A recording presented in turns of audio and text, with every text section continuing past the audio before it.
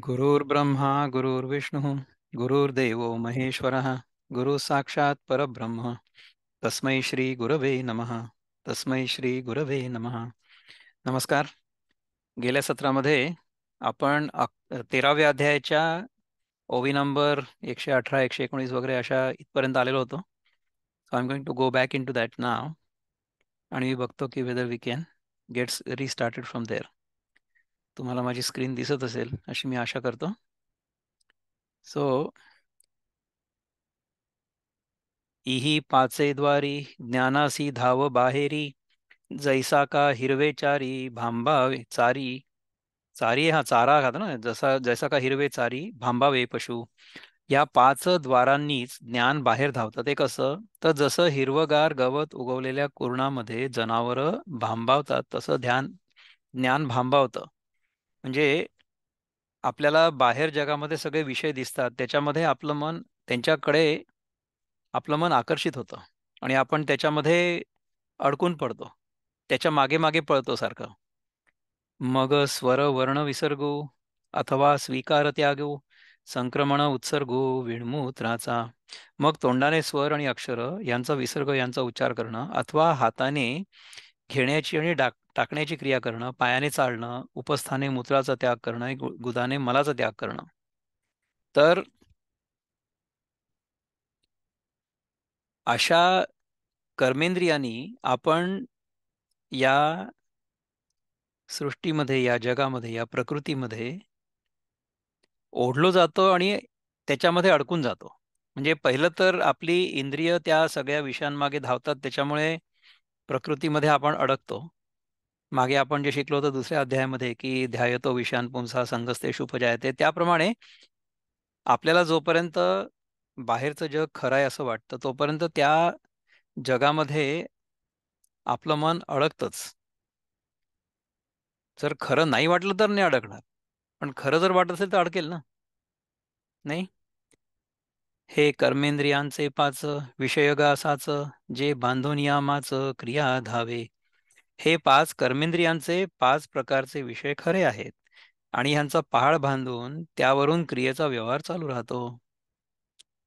म्हणजे आपल्याला ज्ञानेंद्रियांमधनं विषयांचं ज्ञान होतं आणि कर्मेंद्रियांनी आपण त्या विषयांशी खेळतो. म्हणजे कसं असतं की जर आपल्याला एखादी गोष्ट खरी वाटली आणि ती सुखाचं साधन आहे असं वाटली, तर मग आपण ती वस्तू प्राप्त करण्याचा प्रयत्न करू ना, नाही का? तर प्राप्त करण्याचा प्रयत्न कसं करू? तो प्रयत्न आपण कर्मेंद्रियांनी करू.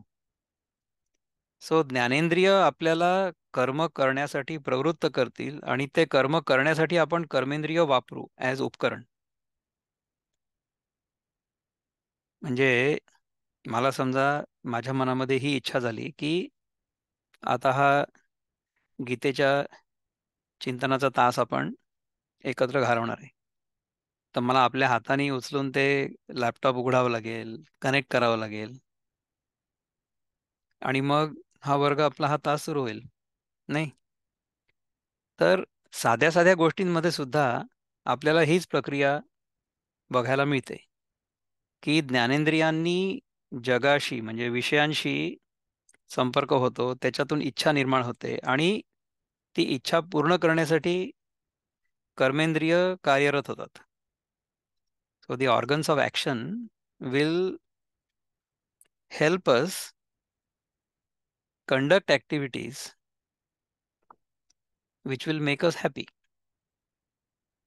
म्हणजे ज्ञानेंद्रियाचा आणि विषयाचा संपर्क जेव्हा होतो तेव्हा आपल्याला सुखाची अनुभूती होते.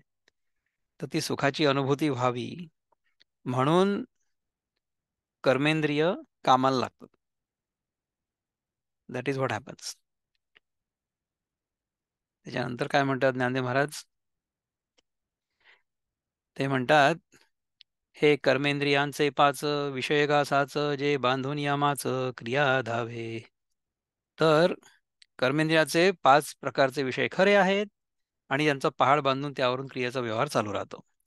ऐसे हे दाही विषय गा ये देही. आता इच्छा ते ही सांगी जेल, याप्रमाणे हे 10 विषय या देहामध्ये आहेत. आणि आता इच्छा काय हे पण सांगण्यात येईल. So now after explaining all of these things he is going to tell us what desire means. तरी भूतले आठवे, का बोले कान झाकावे, ऐसियावरी चेतवे जे गा वृत्ती. तर मागील भोगलेल्या गोष्टीच्या आठवणीने अथवा दुसऱ्याच्या मुखातून ऐकलेल्या शब्दांनी कान झाकावेसे वाटतात. अशाने जी वृत्ती जागी होते ती काय आहे? इंद्रिया विषयांची ये भेटी, सरसीच जे गा उठी, कामाची बाहुटी धरून या. इंद्रिय व विषय ह्यांची भेट होता क्षणीच कामाचा हात धरून जी वृत्ती वेगाने उठते, म्हणजे इंद्रिय आणि विषय एकत्र आल्यानंतर इच्छा उत्पन्न होते.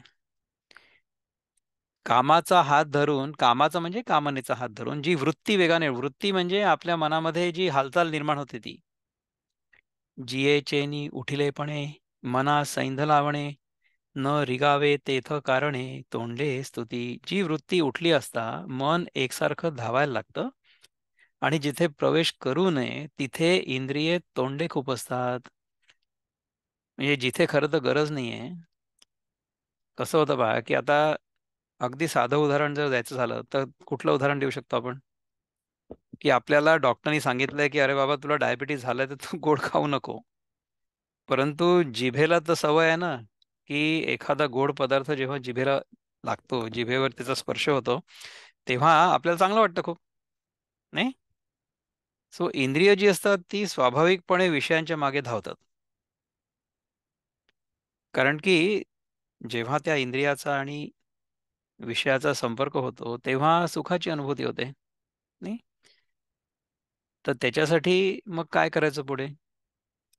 इच्छा कशी निर्माण होते याच्याबद्दल सांगतायत ज्ञानदेव महाराज. तर ज्या वृत्तीच्या प्रेमामुळे बुद्धी वेडी होते आणि ज्या वृत्तीच्या विषयांची गोडी असते, अरे अर्जुना ती इच्छा असं तू समज. म्हणजे काय की जिये वृत्तीची आवडी, बुद्धी होय वेडी, विषया जिया गोडी तेगा इच्छा. ज्या वृत्तीच्या प्रेमामुळे बुद्धी वेडी होते आणि ज्या वृत्तीला विषयांची गोडी असते, अरे अर्जुना ती इच्छा आहे असं तू समज. म्हणजे बुद्धी वेडी झाली ना, म्हणजे बुद्धीला हे माहिती होतं की हे गोड खाल्ल्याने मला त्रास होऊ शकतो, परंतु बुद्धी वेडी होते. म्हणजे मन जे असतं ते बुद्धीला वेड करतं. ती इच्छा आहे असं समज. आणि इच्छिलिया सांगडे, इंद्रिया आमिष न जोडे, तेथ जोडे ऐसा जो डावो पडे तोची द्वेषू. आणि इच्छा केल्याप्रमाणे इंद्रियांना इच्छित विषय प्राप्त न होणं, अशी स्थिती घडून आली असता तिथे उत्पन्न होणारी जी वृत्ती तिला द्वेष असं म्हणतात. म्हणजे बघा की आपल्या मनामध्ये एखादं काहीतरी व्हावं असं वाटतं. So we want life to happen in a certain manner, अशी आपल्या मनामध्ये इच्छा होते ना. आणि तसं जर नाही झालं तर मग मनामध्ये द्वेष निर्माण होतो. So you start either hating the situation और हेटिंग युअर फॉर्च्यून और hating your whoever is in your life who you think is responsible for such kind of a situation. तर ह्याला म्हणतात द्वेष. आपल्या मनातली कामना पूर्ण न होणं. So the only reason for sorrow is life is not happening the way I want it to happen. माझ्या मनासारखं होत नाहीये. So life is not happening the way I want it to happen, हे एकच कारण आहे दुःखाचं. तर अशा प्रकारे समजा आपण जीवनाकडनं खूप अपेक्षा ठेवल्या की हे असंच व्हायला पाहिजे, तसंच व्हायला पाहिजे, तर आपण सारखेच दुःखी राहू. तर ही जी वृत्ती आहे तिला द्वेष म्हणतात. ही कामना पूर्ण नाही झाली. So life hasn't happened the way I wanted it to happen, so now I am not happy. तर हा द्वेष आहे. आता यावरी सुख ते एवं विध देख, जेणे एकेची अशेख विसरे जीवू. आता यानंतर सुख ते या प्रकारचं आहे. ते असं समज की ज्या एकाच्या योगानेच सर्व विसरून जातो. म्हणजे कसं होतं बघा की जेव्हा आपल्या मनासारखं घडतं, so whenever things are going according to our design or our desire, मग आपण स्वतःला विसरून जातो त्याच्यामध्ये, because we are so engrossed in it. आपल्या मनातली इच्छा जर पूर्ण झाली ना, तर मग त्या आनंदामध्ये किंवा त्या भोगामध्ये आपण स्वतःला विसरून जातो. त्याला म्हणतात सुख. म्हणजे काय झालं की सुखामध्ये सुद्धा माझी जी वेगळेपणाची भावना होती, माझी जी सीमिततेची भावना होती, ती नाहीशी झाली ना. सुख म्हणजे आपल्या मनातून आपल्या लिमिटेडनेसची, सीमिततेची आणि आपल्या वेगळेपणाची, सेपरेटनेसची भावना जर गेली, तर ह्याचा अनुभव आपल्याला रोज येतो जेव्हा आपण झोपलेलो असतो तेव्हा. म्हणून तर आपण झोप इतकी एन्जॉय करतो ना, कारण की त्याच्यामध्ये during that time there is no sense of separateness, there is no sense of limitedness, there is no inadequacy. कारण की झोपेमध्ये जीवभावच नाहीसा होता ना. तो जीव जो आहे तो स्वतःला सीमित समजतो. तो स्वतःला इनॅडिक्वेट समजतो for some reason. I am not complete. ही जी इनॅडिक्वसी आहे, सीमिततेची भावना, याच्यामुळे दुःख होतं. तर ती जर नसली, ती जर आपल्याला जागृतावस्थेमध्ये इन फुल अवेअरनेस नाहीशी झाली. So while I am awake, while I am aware, if I realise my essential nature which is limitless, which is not bound by anything at all, तर किती चांगलं होईल. तर तशा प्रकारची अवेअरनेस आपल्यामध्ये निर्माण व्हावी याच्यासाठी हे सगळं गीतेचं चिंतन सुरू आहे आपलं. Hopefully we will catch it at some point. मना वाचे काये जे आपुली आणवाये, देह स्मृतीची त्राये मोडित जेये.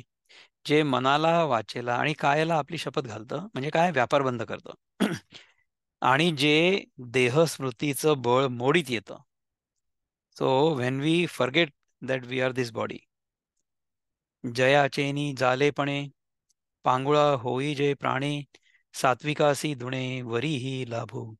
जे उत्पन्न झालं असता प्राण पांगळा म्हणजे शांत होतो, आणि सात्विक वृत्ती पूर्वीपेक्षा दुपटीच्या वर चढत जाते. म्हणजे सुख उत्पन्न झालं असता प्राण पांगळा आणि शांत होतो. म्हणजे कसं होतं बघा की even when we are doing pranayama, I remember that. आता हे वाचल्यानंतर मला लक्षात आलं की जेव्हा आपण प्राणायाम करतो, म्हणजे काय करतो की we just take a deep breath in and then hold it. म्हणजे काय की आपण श्वास पूर्ण घेतलेला आहे, आता आपल्याला श्वास घ्यायची पण गरज नाही for a few moments. So during that time we are completely at ease. आणि with practice that duration of कुंभक कॅन बी इन्क्रीज्ड. म्हणजे जर तुम्ही पूर्णपणे शांत असला, तुमचं मन शांत असलं, तुमचं शरीर शांत असलं, त्याच्यानंतर मग काय होऊ शकतं माहिती आहे का, की when you take this deep breath, then you can hold it for a long time. म्हणजे तुमचा प्राण पण शांत झाला. जर तुमच्या मनामध्ये आणि शरीरामध्ये काहीच इच्छा नसली, म्हणजे की आता आपल्याला अन्न आपण खाल्लेलं आहे, ते आपण पूर्ण पचवलेलं पण आहे आणि ते क्लिअर पण झालेलं आहे आणि अजून भूक लागलेली नाही आहे. So there is no tension of any kind, neither in the body nor in the mind. तर हे केव्हा होऊ शकतं? हे सकाळी आपण जेव्हा उठतो ना झोपेतनं तेव्हा होऊ शकतं. So once you get up in the morning, and then you do your bathroom visit. म्हणजे काय झालं, की आपण उठलेलो आहे त्यामुळे आपलं शरीर पुष्कळ शांत आहे आणि आपल्या शरीरातला जो मळ होता तो आपण फेकून दिला. त्यामुळे आता शरीरामध्ये कचरा पण नाही आहे. आत्ता सध्या आपल्याला अजून भूक पण नाही लागलेली आहे. आपण पूर्णपणे वेल रेस्टेड आहोत आणि आपण अशा प्रकारे बसून आपली जी काही साधनं असेल ती करतोय आणि त्याच्यामध्ये प्राणायामाला खूप महत्त्व आहे. तर त्याच्यामध्ये जर आपण बसून व्यवस्थित प्राणावर नियंत्रण ठेवू शकलो, तर काय होईल? You will feel very good. You will feel completely awesome. म्हणून ह्याच्यासाठी ही जी सगळी लाईफस्टाईल आहे ना, ही आपल्याला पाळणं फार आवश्यक आहे. जे the way I have experimented, I'll explain that to you. Ki if you finish your eating earlier in the day, as early as possible during the day, and then digest the food fully, then go to bed and get up in the morning. आणि after you visited the toilet, त्याच्यानंतर तो जो 1 तास असतो सकाळचा, त्याच्यामध्ये तुम्ही जी काही साधना कराल, जर पोट पूर्णपणे रिकामं असलं, तर आसनं खूप चांगली होतात, प्राणायाम खूप चांगला होतो, चिंतन पण खूप चांगलं होतं. तर हे करून बघा. म्हणजे हा प्रयोग करण्यासारखा आहे. प्रत्येकाने करण्यासारखा आहे. तर हे करायला त्रास का होतो आपल्याला? कारण की आपल्याला अनेक वर्षांची सवय आहे. आपल्याला असं वाटतं म्हणजे कालच मी कोणाशी बोलत होतो म्हणे, की मी समजा रात्री नाही जेवली किंवा संध्याकाळी नाही जेवली, तर मला अशी भीती वाटते, की रात्री 10:30-11 वाजता मला भूक लागेल आणि मी भुकेमुळे उठेन. मी म्हटलं, की ही फक्त भीतीच आहे ना. हा प्रयोग केलाय का म्हटलं आपण कधी आत्तापर्यंत? प्रयोग केलाच नाही कारण की एक मनामध्ये भीती आहे, की मी जर रात्री जेवली नाही तर मला रात्री भूक लागून जाग येईल. म्हटलं एखादा करून तर पहा. मी हे खात्रीपूर्वक सांगतो, की रिकाम्या पोटी झोप जास्त चांगली लागते. So you get better quality sleep if your food is completely digested. हा माझा प्रत्यक्ष अनुभव आहे.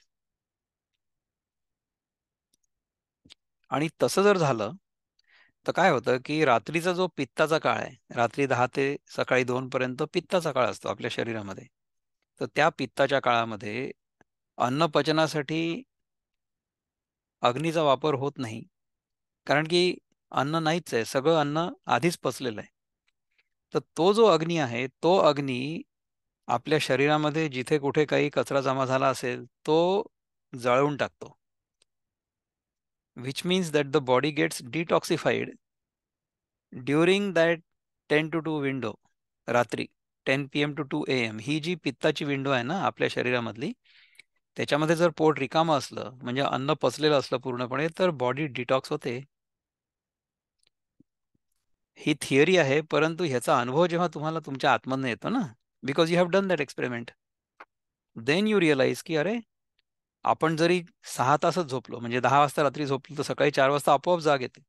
Very refreshed. Not because you are hungry, but because your body is completely rejuvenated because of that sleep. हा तुम्ही जोपर्यंत प्रयोग करणार नाही ना, तोपर्यंत मी जे तुम्हाला सांगतोय, ती एक थिअरी वाटेल फक्त. तर अशा प्रकारे जर आपण प्रयोग करून बघितले, तरच आपण जे काही शिकतो आहोत, त्याचा आपल्याला प्रत्यक्ष बोध होईल ना. नाहीतर भगवंतांनी सांगितलेलं आहे, की "ध्यायतो विषान् पुंसः संगस्तेषु उपजायते संगात संजायते कामा कामात क्रोधोऽभिजायते." आपल्याला हा श्लोक पाठ होऊन जाईल. परंतु त्याचा जो बोध आहे तो होणारच नाही. मनामध्ये इच्छा कशा निर्माण होतात, मनामध्ये द्वेष कसा निर्माण होतो, हे आपल्याला समजलं थिअरेटिकली. परंतु हे जे ज्ञान आहे आपलं, ते आपल्या जीवनामध्ये उतरून आणि त्याचा प्रयोग झाला आणि झाल्यानंतर जो बोध होईल आतून, त्याच्यातून तर ते ज्ञान जे आहे ते दृढ होईल ना. नाहीतर ते पुस्तकी ज्ञान राहील. ज्ञान पुस्तकात राहील आणि आपण इथे राहू. याला काही उपयोग नाही आहे. So let us see what Dnyandev Maharaj has to say. जे उत्पन्न झाले असता प्राण पांगळा होतो, शांत होतो आणि सात्विक वृत्ती पूर्वीपेक्षा दुपटीने वर चढत जाते. सात्विक वृत्ती म्हणजे काय की the desire to learn the principles, ही सात्विक वृत्ती आहे. The desire to not get involved in worldly objects, ही सात्विक वृत्ती आहे. का आघवियाची इंद्रिय वृत्ती हृदयाची या एकांती थापटुनी सुषुप्ती आणि जेगा. आणि अर्जुना, जे सर्व इंद्रिय वृत्तींना हृदयरूपी एकांत स्थळात आणून आणि त्यास तेथे थापटून निद्रा आणतं, म्हणजे इंद्रियांच्या ज्या सगळ्या वृत्ती आहेत, these sense organs are going to always want to indulge in the sense objects. ह्या इंद्रियांच्या ज्या वृत्ती आहेत त्या सगळ्यांना शांत करून ते आणून तिथे थापटून झोपवतं. When we are in deep sleep, तेव्हा आपली सगळी इंद्रिय आणि त्या इंद्रियांच्या मागचं मन हे सगळंच्या सगळं शांत असतं ना. तर ह्या सुषुप्ती अवस्थेमध्ये जेव्हा ही सगळी इंद्रिय शांत असतात तेव्हा काय होतं? Let us find out. किंबहुना सोये जीव आत्मयाची लाहे, तेथ जे होये तया नाम सुख. फार काय सांगावं, जीवाला आत्म्याचा लाभ म्हणजे ऐक्य जिथे प्राप्त होतं तिथे जी स्थिती होते त्या स्थितीला सुख हे नाव आहे. म्हणजे काय झालं की during that deep sleep experience आपण आपल्या आत्म्याशी एकरूप होतो.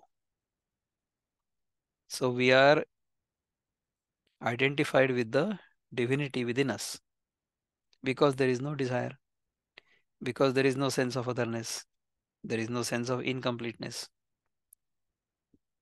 आपल्या आपल्या मनातली वेगळेपणाची भावना आपण जेव्हा झोपलेलो असतो तेव्हा पूर्णपणे चालली जाते. कारण की तेव्हा इंद्रिय आणि मन हे दोन्ही शांत असतात. तर असा अनुभव आपण रोज घेतो ना. आपल्याला खूप जास्त दूर जायचं नाहीच आहे, आपल्याला खूप थिअरी शिकायची नाहीच आहे. आपल्याला फक्त आपला जो रोजचा अनुभव आहे त्याचंच विश्लेषण करायचं, त्याच्यावरनं शिकायचं आहे की सुख म्हणजे काय. सुख म्हणजे आपण आपल्या आत्म्यामध्ये जेव्हा स्थित असतो त्या स्थितीला सुख म्हणतात. तर समजा ही स्थिती आपण जागृतावस्थेमध्ये कायम ठेवू शकलो तर मग आपण नेहमी सुखी राहू ना. जागृतावस्थेमध्ये ही स्थिती कायम ठेवणं, इन अवेअरनेस, जाणीवपूर्वक, याला समाधी म्हणतात. ह्याला स्थितप्रज्ञ म्हणतात. ह्याला गुणातीत म्हणतात. गीतेमध्ये या स्थितप्रज्ञाची आणि गुणातीताची सगळी लक्षणं दिलेली आहेत, भक्ताची लक्षणं दिलेली आहेत. तर जर आपल्याला असल्या प्रकारच्या सुखाची, निरंकुशा तृप्तीची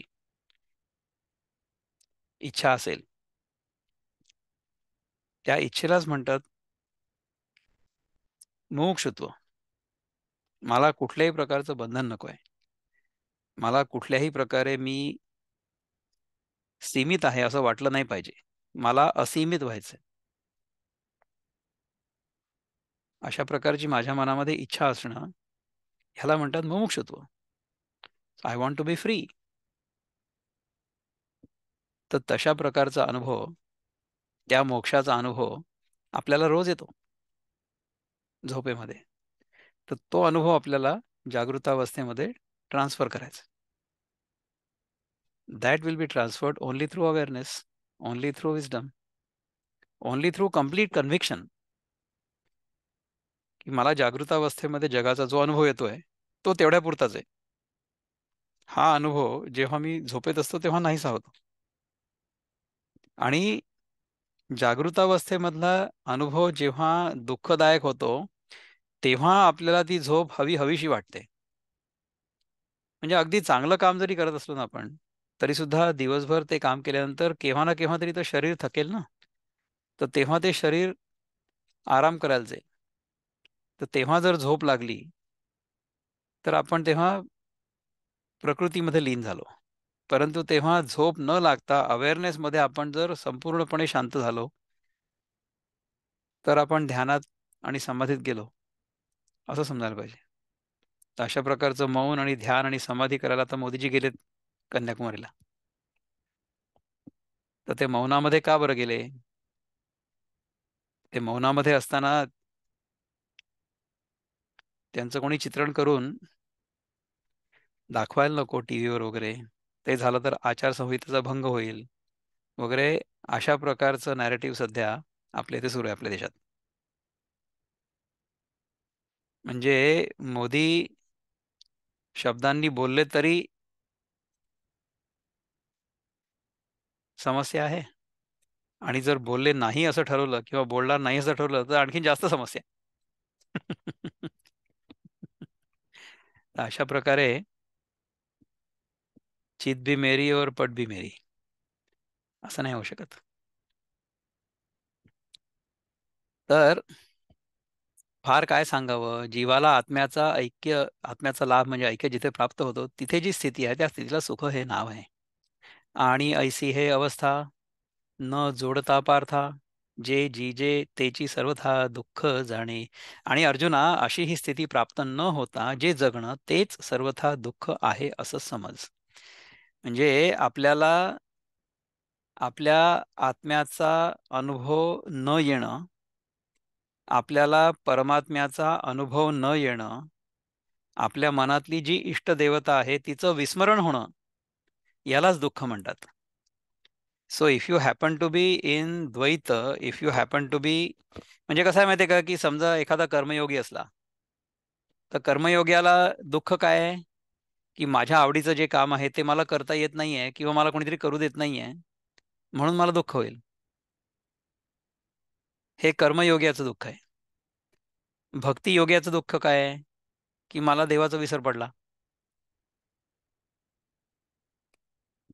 तर जर आपण द्वैतामध्ये असलो, तर द्वैतामध्ये आपल्याला आपल्या हातात जे काम आहे ते निस्वार्थ बुद्धीने करायला मिळणं, ही भगवंताची कृपा आहे. आपण जर भक्तीमध्ये असलो, भक्तिमार्गी असलो, तर देवाचं नाव आपल्या तोंडावर नेहमी असणं हे आपलं भाग्य आहे किंवा हे सुख आहे. म्हणून तर नामजपामध्ये सुख आहे ना. द्वैतामध्ये अशा प्रकारे सुख आहे.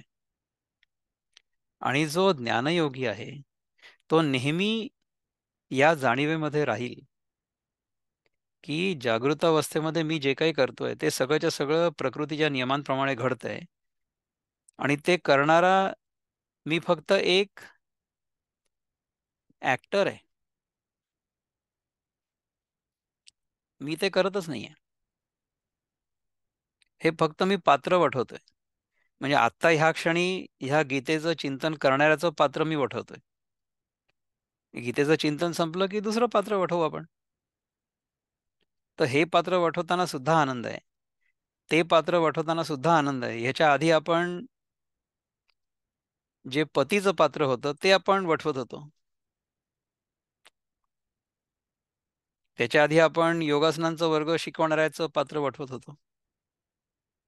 तर ही सगळी पात्र आपण वठवतोय, हे नेहमी लक्षात ठेवणं आणि आपण त्याच्यापेक्षा निराळे आहोत याची जाणीव ठेवणं, हा ज्ञानमार्ग आहे.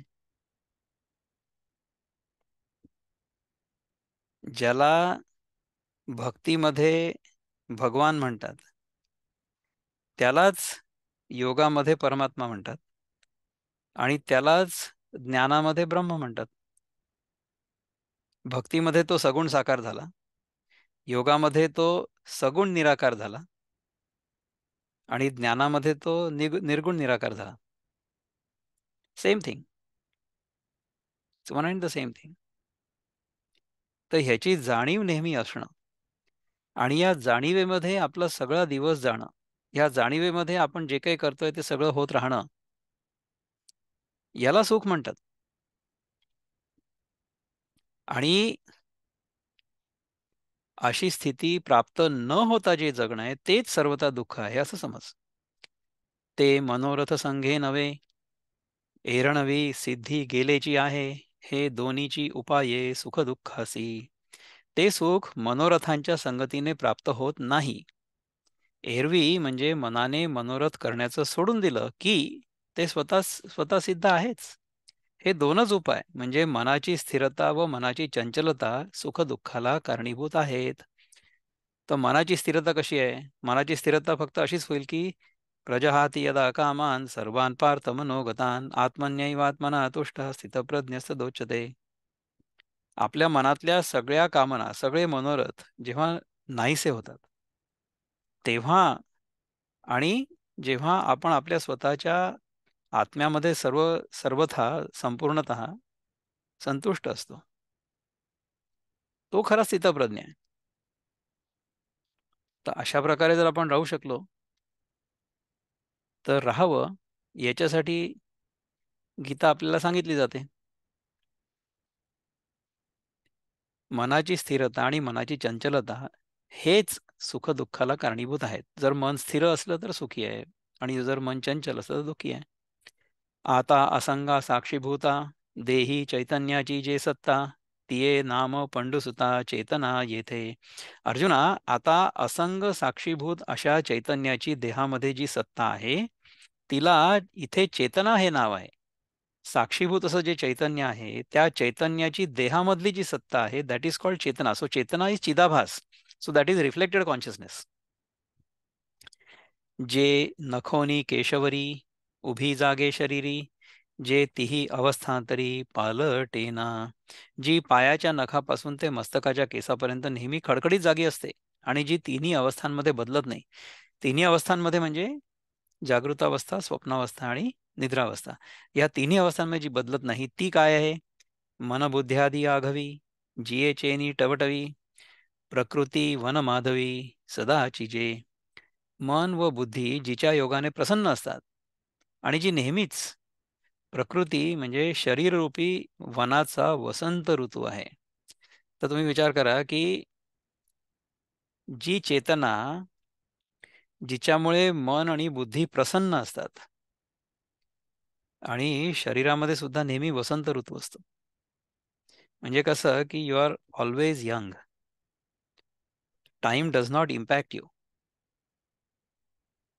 तुम्हाला मी मगाशी सुद्धा सांगितलं की if you live a certain lifestyle then even your body will remain young. Your mind will always be alert. Your mind will always be at ease. And your heart will have love for everybody. अशा प्रकारच्या अवस्थेमध्ये जर आपण राहू शकलो, तर का नाही राहायचं? अशा प्रकारच्या अवस्थेमध्येच राहावं अशी सगळ्यांची इच्छा असते. परंतु त्याच्यासाठी जे डिसिप्लिन महत्त्वाचं आहे, जी लाईफस्टाईल महत्त्वाची आहे, जी शिस्त महत्त्वाची आहे, जी थॉट प्रोसेस, जी विचारसरणी महत्त्वाची आहे, जी जीवनसरणी महत्त्वाची आहे, तिचं पालन करण्याची मनाची तयारी नसते. तर ती जर आपण तयार करू शकलो आणि त्याची जर सवय करू शकलो, सवय लावू शकलो स्वतःला, तर तशा प्रकारची जीवनशैली आपण एन्जॉय करू शकतो. तशा प्रकारची जीवनशैली शिकण्यासाठीच तर सत्वचा उपक्रम आहे, की त्या उपक्रमातून आपल्याला ही जी शिस्त आहे ती अंगवळणी पडावी. अशा प्रकारे राहणं फार आवश्यक आहे. कारण की it's not just disease reversal और weight reduction. It is way beyond that. जडाजडी अंशी रहाटे जे सरिसी ते चेतना गा तुझसी लटिके नाही. जी जड व चेतन पदार्थात सारखी वागते ती अर्जुना चेतना होय. हे मी तुला खोटं सांगत नाही. जड आणि चेतन पदार्थात सारखी वागते ती. म्हणजे आपण मगाशी जे विचार केला ना की जड पदार्थांमध्ये फक्त अस्तित्व आपल्याला जाणवतं.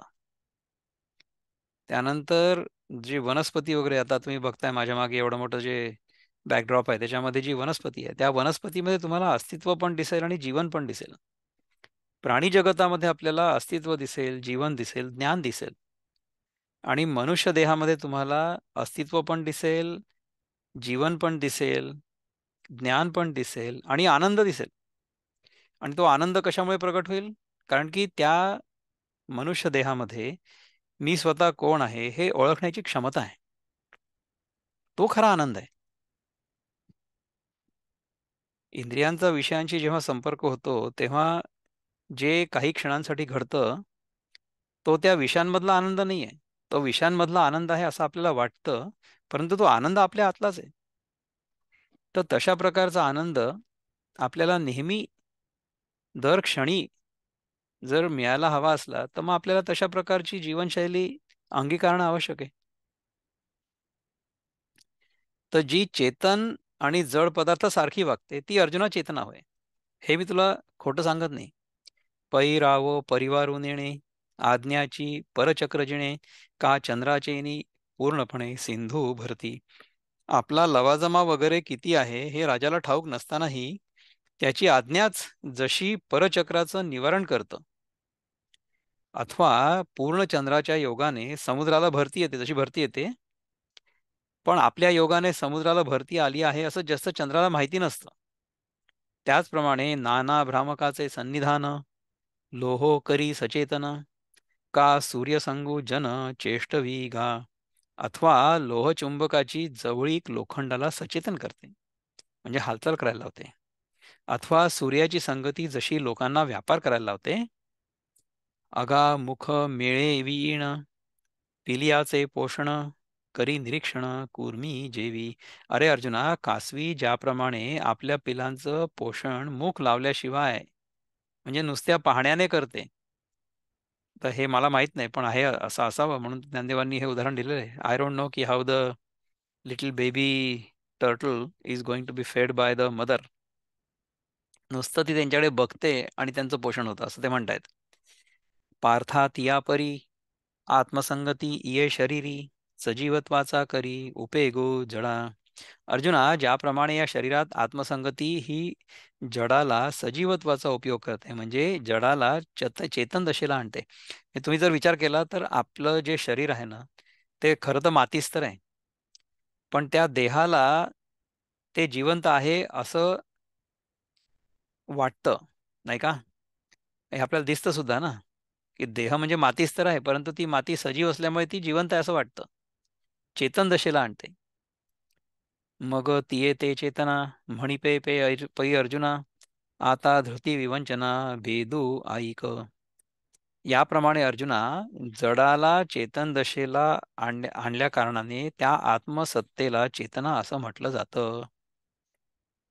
तर बघा की ज्याच्या शक्तीने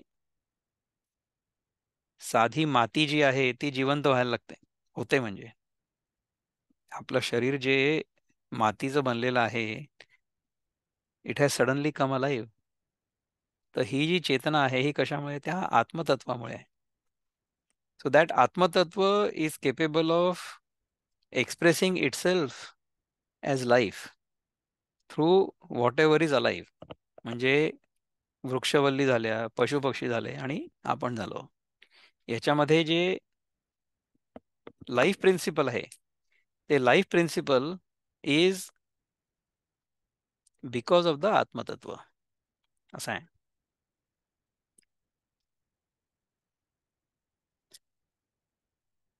आता धैर्याच्या विचाराचा प्रकार एक. तर धैर्य म्हणजे काय हे सांगतो. हं? तरी भूता परस्परे, उघड जाती स्वभाव वैरे, नव्हे पृथ्वी ते नीरे न नाशिजे.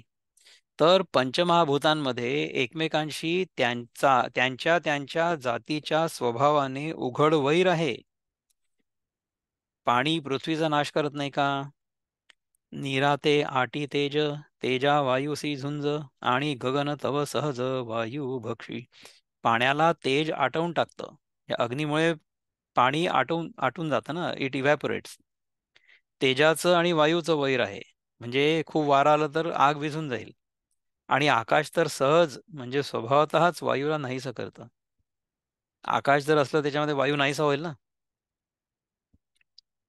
तेवीची कोणेही वेळे, आपण काहीसयाही न मिळे, आतू रिगोनी वेगळे आकाश हे. त्याप्रमाणे कोणत्याही वेळी आपण कशानेही न मळता जे सर्व वस्तूंमध्ये शिरून पुन्हा सर्वाहून स्वरूपतः अलग असतं ते हे आकाश होय. आकाशामध्ये ना कुठल्याही प्रकारचं मळ नाही जमा होऊ शकत. आकाशामध्ये सगळं राहतं, परंतु आकाश त्याच्यामुळे प्रभावित होत नाही. So the space does not get sullied by all the other elements that remain in it. म्हणजे आता आमच्या एन्व्हायरमेंटल प्रॅक्टिसमध्ये सुद्धा एअर पोल्युशन होऊ शकतं, वॉटर पोल्युशन होऊ शकतं आणि लँड पोल्युशन पण होऊ शकतं. So the air principle can get polluted, water principle can get polluted आणि the earth principle can also get polluted. अग्नी जो आहे तो प्रदूषण मिटवण्यासाठी उपयोगी होतो. म्हणजे समजा कचरा झाला, तुम्ही कचरा जाळून टाकू शकता. That is what happens in our body as detoxification. अग्नी जो आहे तो आपल्या शरीरामधला कचरा जळवून टाकतो, त्याला आपण डिटॉक्सिफिकेशन म्हणतो. बरोबर आहे. तर अग्नी कॅन हेल्प यू डिटॉक्सिफाय और गेट रिड ऑफ पोल्युशन. पण आकाश कसं आहे? आकाश तर मळूच नाही शकत. You cannot pollute the space. Space can never be polluted. म्हणजे प्युरिटी आणि pollution will both exist in space, but space itself will not get affected by it. आकाशावर कुठल्याही प्रकारच्या प्रदूषणाचा वाईट परिणाम किंवा चांगला परिणाम दोन्ही होऊ शकत नाही. आकाश इज कम्प्लिटली अलिप्त. तर आकाश हे जे तत्व आहे, त्या तत्वामध्ये प्रदूषण शक्यच नाही आहे. तर ऐसी पाचही भूते न साहती एकमेकाते, की तियेही ऐक्याते देहासे येती.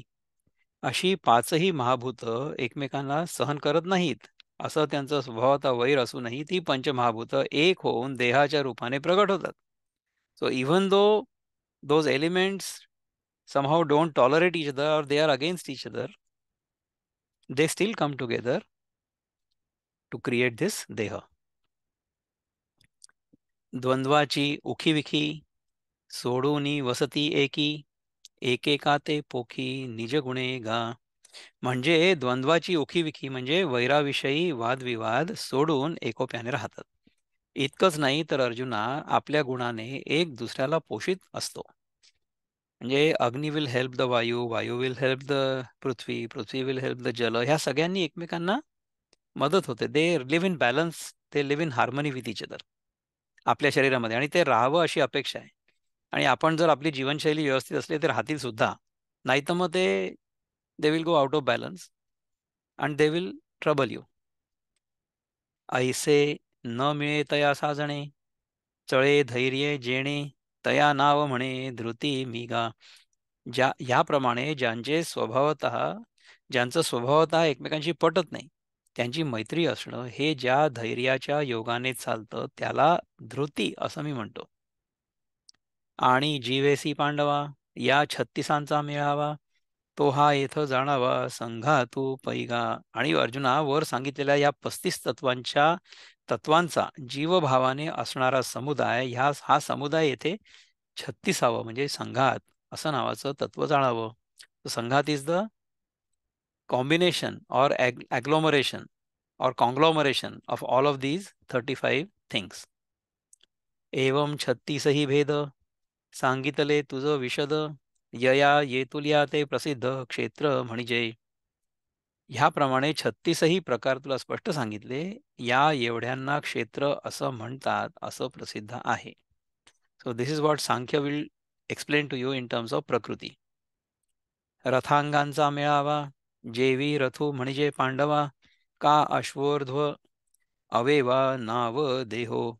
चाक जू वगैरे रथाच्या भागांच्या समुदायाला अर्जुना ज्याप्रमाणे रथ म्हणावं, किंवा शरीराच्या वरच्या आणि खालच्या अवयवांना एकत्र मिळून जसं देह हे नाव येतं. करी तुरंग समाजे सेना नाम निफजे, का वाक्ये मणिपती पुंजे अक्षरांचे.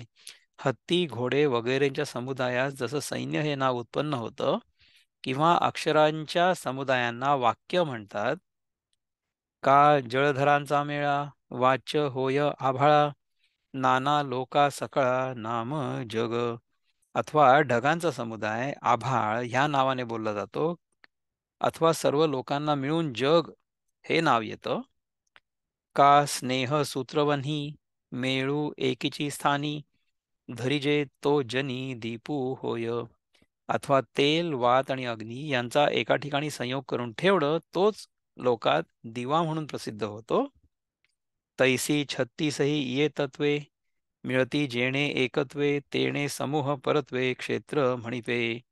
त्याप्रमाणे ही 36 तत्व ज्या एकत्वाने जमा होतात त्या समुदाय परत्वाने त्यास क्षेत्र असं म्हटलं जातं.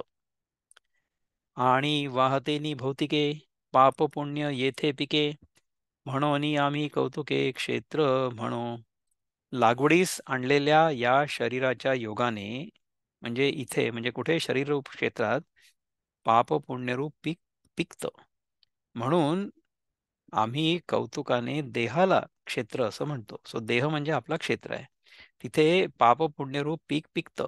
आणि त्याच्यामध्ये त्या देहातून आपण जे काही करू त्याच्यामुळे पाप किंवा पुण्य तयार होईल. हं? आणि एकाचेनी मते देह म्हणती ययाते, परी असो हे अनंते नामे यया. कित्येकांच्या मताने याला देह असं म्हणतात, पण आता हे राहू दे. या क्षेत्राला अनंत नाव आहेत. पै परतत्व आरोते, स्थावरा आतोते, जे काही होते जाते क्षेत्रची हे. परंतु परब्रह्माच्या अलीकडे आणि स्थावरापर्यंत धरून त्या दोहोंच्या दरम्यान जे जे काही उत्पन्न होतं नाहीसं होतं ते सर्व क्षेत्रच होय. म्हणजे कसं आहे की परब्रह्माच्या अलीकडे आणि स्थावरापर्यंत, स्थावर म्हणजे जळ सृष्टी, माझ्या मागे पर्वत दिसतोय ना, तो पर्वत, दॅट इज मॅटर. तिथपासून ते ब्रह्म याच्यामध्ये जे जे काही आहे एव्हरीथिंग इज क्षेत्र. म्हणजे anything and everything we can think of as the other including our body is kshetra. Everything is kshetra. So द्वैत हेच क्षेत्र आहे. द्वैत हेच म्हणजे द्वैतामध्ये देर इज वन अनुभव करता आणि काहीतरी अनुभव होत असलेली वस्तू. अनुभव होत असलेली वस्तू जी आहे ती आहे क्षेत्र. आणि अनुभव करता जो आहे तो त्या क्षेत्रामधला पुरुष आहे. हे द्वैत आहे. हो. Sharing the screen again. परी सुर नर उरगी, घडत आहे योनी विभागी, ते गुणकर्मसंगी पडिले साते. परंतु गुण आणि कर्म यांच्या संगतीत सापडलं असता देव, मनुष्य, सर्प वगैरे जातींच्या वेगळेपणाने ह्या क्षेत्राची रचना होते. गुण आणि कर्म यांच्या संगतीत सापडलेले असताना, समजा सत्वगुण पुष्कळ जास्त असला, रजगुण तमगुण नसला, तर मग देव निर्माण होईल. नंतर पापपुण्य समजा साधारण सारखंच असलं तर मग मनुष्य निर्माण होईल. पुण्य खूप जास्त असलं तर देव निर्माण होईल. त्याच्यानंतर पुण्य कमी झालं, पाप जास्त असलं तर मग सर्प वगैरे जातींच्या वेगळेपणाने या क्षेत्राची रचना होते. So everything we see in this universe depends upon what kind of पापपुण्याचा बॅलन्स तिथे आहे त्याच्यावर ते अवलंबून असतं.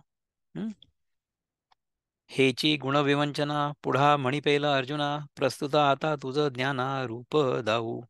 अर्जुना, हाच गुणांचा विचार तुला पुढे म्हणजे अध्याय 14 मध्ये येईल, सांगण्यात येईल. सांप्रत आता ज्ञानाचं स्वरूप सांगतो. क्षेत्र तव सविस्तर, सांगितले सविकार, म्हणून आता उदार ज्ञान ऐके. क्षेत्र तर आम्ही तुला विकारांसह विस्तारपूर्वक सांगितलं. आता उदार ज्ञान ऐक. जया ज्ञाना लागे गगन गिळतात योगी, स्वर्गाची आडवंगी उमरळ डोनी. 162 ही ओवी आहे ना, ते कुठपर्यंत पाहू आणखीन. आय थिंक आणखीन पुष्कळ आहे याच्यामध्ये. I think we should stop here. Think we are at what 162 right now. So let stop at 162 आणि मग पुढच्या वेळेस बाकीचं करू आपण. चालेल का? तुम्हाला आत्तापर्यंत आपण जे काही चिंतन केलं त्याच्यावर काही विचार व्यक्त करायचे आहे? पुष्कळ थिअरेटिकल आहे. म्हणजे आता आपण प्रकृतीबद्दल म्हणजे क्षेत्राबद्दल पुष्कळ चिंतन केलं. आता ते ज्ञान म्हणजे काय याच्याबद्दल चिंतन करतील. नंतर मग पुढे आणखीन काय चिंतन होईल मला माहित नाही. पण इतकं सगळी थिअरी आहे याच्यामध्ये. So we are all now getting into the hardcore gyan portion of the Gita. आतापर्यंत आपण पुष्कळ कथा ऐकली. कर्माची कथा ऐकली, जीवाची कथा ऐकली, नंतर ईश्वर म्हणजे काय आहे किंवा भक्ती काय आहे त्याची सगळी कथा ऐकली. आता शुद्ध ज्ञान म्हणजे काय, व्हॉट इज ज्ञान, त्याच्याबद्दल सगळं चिंतन सुरू आहे. Fascinating, is it not? ठीक आहे, मग आत्तापुरतं थांबू इथे आपण. ओम पूर्णमद पूर्णमिदं पूर्णात् पूर्णमुदच्यते पूर्णस्य पूर्णमादाय पूर्णमेवावशिष्यते. ओम शांति शांति शांति. हरि ओम. श्री गुरुभ्यो नमः. हरि ओम. नमस्कार.